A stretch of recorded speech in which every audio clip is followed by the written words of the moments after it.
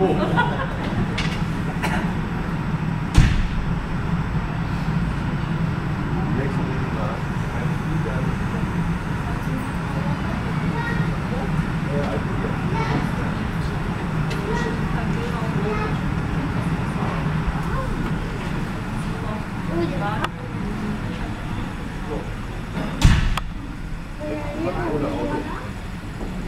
In dem Hotel, aber meistens so einer. Guck mal, der guckt jetzt raus. Ja, das ist bei dem Schwenk ist ja offen. Also,